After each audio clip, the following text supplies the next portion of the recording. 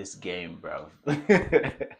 This season is long. This season is going to be as dramatic as it can be in a way where there's going to be so many dramatic games like this. Liverpool have already had their fair share of dramatic games. This is our start of our dramatic period, bro.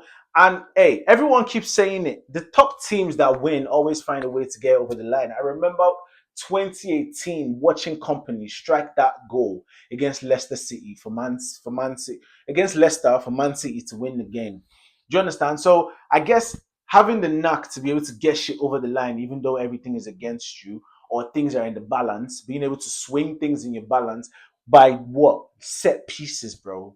This is why you can't you have to take advantage of set pieces. And the fact that I have a manager that was able to identify set pieces as a way where, bruv, why not?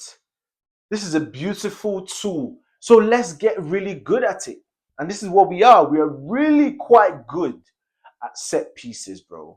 We are really good at set pieces. And it's helped us. These two goals are gonna go as part of one of like we've got. I believe maybe we scored like if we score based on set pieces, is looking like set pieces pretty much account for like 70% of all our goals this season. And fair enough, it's not sustainable. But guess what? Today was a day where our team looked like yes, this shit has clicked. This shit has clicked. So hey, the season is long. And we found a way to weather the storm of this difficult fixture, bro. Let's be honest, this fixture has been so difficult. Let's go through it. Who have Spurs played? Spurs have only played Man City. Man U have only played Arsenal and Man City. Man City have only played Arsenal and Man U and Spurs. So fair enough. I guess Man City have had an equally challenging fixture. But we've played Man U, we've played Man City, we've played Liverpool, and we've played Newcastle. We've played four tough guys. All right? Liverpool have only played Newcastle and Arsenal. In terms of when you're talking about top four from last season, Champions League opposition. And so that just means let's all just not even count Man United. But the point is, we've weathered the storm. We've played all these guys and we've come out of it with 12 points. Liverpool have come out of their first six fixtures with 15 points. Fair enough. Game on. Title race on. Season on. Everything is on. Everything is on, man. The season is long. And this is so great in a way where we are finding ways to overcome adversaries. Yeah. As a team, as a club, as a footballing institution, we're finding ways to overcome adversaries. Because there was a lot of things that were against us today. There was a lot of things that didn't go our way today. You know, refereeing decisions that we cannot understand, that pretty much just inconsistencies. But it's a case where this might just be the perfect time for us to talk about referees because we won. Because if we lost, everyone will say we're giving excuses. But this is just some bullshit, bro.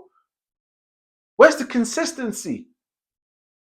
Because how can you talk? You can't. The Gabriel one, yeah. I'm just gonna be honest, bro. That wasn't.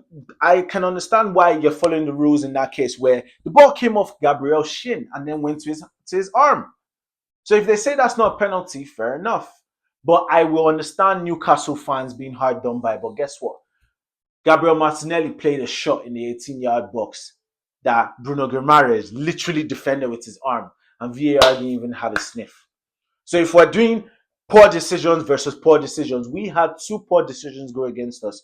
And in that case, if everything went the way of the fans, we would have gotten our Gyökeres penalty. We would have gotten our Gabriel Martinelli penalty. And Newcastle would have gotten their Gabriel Magalhaes penalty. And the game would have ended 3-2, bruv. So we would have still won. So like, that's not even an issue. But these referees just need to do better.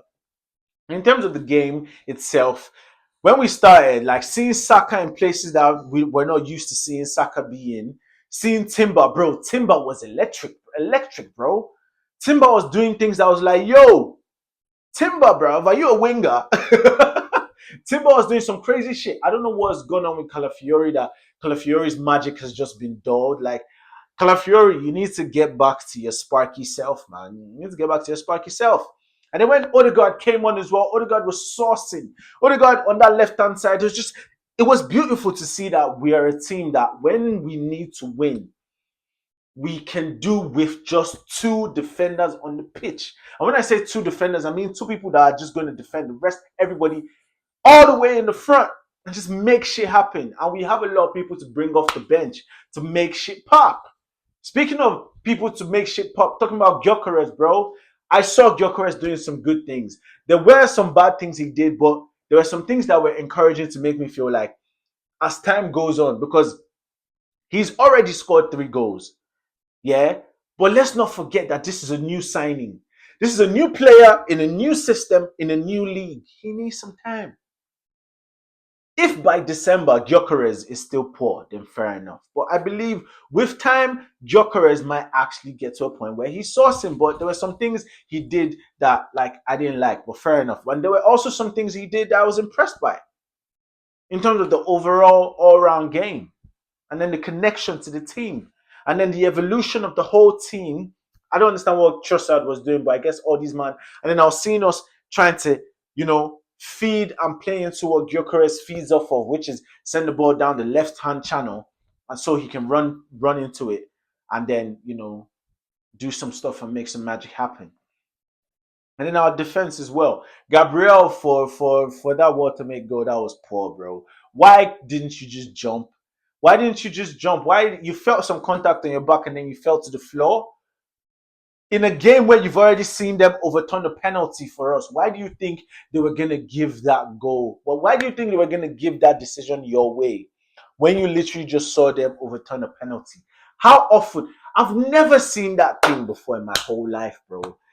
Every time I see a player take out, every time I see someone, that is literally hindrance of a goal scoring opportunity, bro. Whether you touch the ball or not, it's still a foul.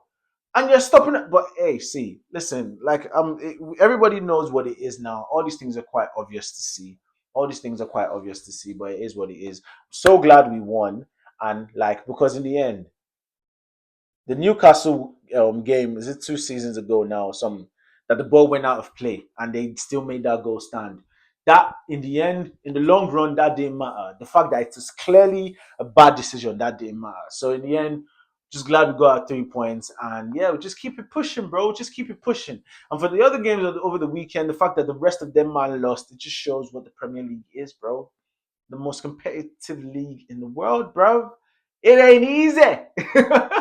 Shit ain't easy, bro. It's not easy to win in this league, and everyone's finding that out the hard way. So it just is what it is. So when you get your 3 points, be grateful. And shout out Crystal Palace as well for putting a spanner in the works of Liverpool, man. They can't just run away with it, bro. That's the like where do they think they are? Especially in the manner that they're running away with it. If you're gonna run away with the league, you need to run away with the league in a way where nobody can gainsay or argue against your superiority. How can you run away with the league by winning, like by playing the way you've been playing and winning the way you've been winning, bro? That's not conducive to the quality, to the testament of the quality of the league, bro. So shout out Crystal Palace. Hey, Glasner, bro, you're probably not gonna stay there for long. Or you can stay there for long and do something crazy with Crystal Palace. Maybe you can do one better than what Nottingham Forest did last season, right? But this has been a very incredibly dramatic weekend of football. I can't wait to just watch all the highlights with a clear mind and just like develop feelings and thoughts and opinions and drop more content about what we've enjoyed and what we've suffered this weekend, depending on what fan base you are. And yeah, man, football, this is why this is the gift that keeps on giving, bro. This is the gift that keeps on giving. Like, there's nothing else in this life that exists that keeps on coming year after year and keeps on blowing the minds of the consumers, bro. Even the iPhone is getting stale. An iPhone doesn't even come out every year. Or does it? I don't know. I don't give a damn. Especially for this long. How can something... But hey, see, football is beautiful. Premier League is beautiful. Champions League resumes this week. Can't wait to see us, especially now that we've gelled. Like, but anyway, see, shout out Mikel Arteta, shout out all our players, shout out Gabriel, shout out Zubimendi, shout out Declan Rice, shout out Gyökeres, shout out everybody, bro. Shout out every goddamn buddy, man. Please like and subscribe. Catch you guys in the next one. Peace.